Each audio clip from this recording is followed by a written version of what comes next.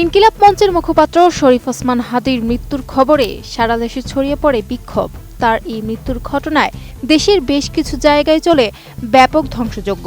চলমান এই পরিস্থিতিতেই হঠাৎ করেই দুটি গুরুত্বপূর্ণ কর্মসূচি স্থগিত করেছে বাংলাদেশ জাতীয়তাবাদী দল বিএনপি।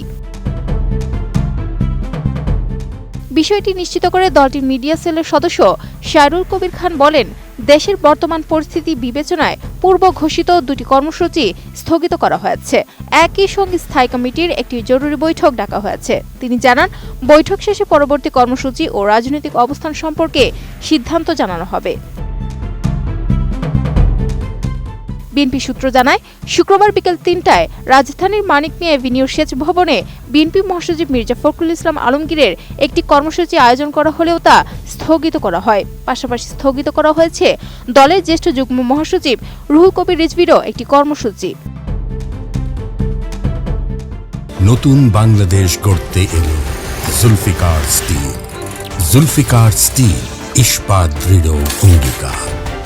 সূত্র মতে, দেশের গুরুত্বপূর্ণ ও জরুরি রাজনৈতিক পরিস্থিতি বিবেচনা নিয়েই এই সিদ্ধান্ত নিয়েছে বিএনপি। বিশেষ করে সাম্প্রতিক সময়ে রাজনৈতিক অঙ্গনে যে অস্থিরতা তৈরি হয়েছে তা নতুন করে ভাবতে বাধ্য করেছে দলটিকে। এরই ধারাবাহিকতায় আজ শুক্রবার রাত 8:30টায় গুলশানে বিএনপি চেয়ারপারসনের রাজনৈতিক কার্যালয়ে স্থায়ী কমিটির এক জরুরি বৈঠকও ডাকা হয়েছে।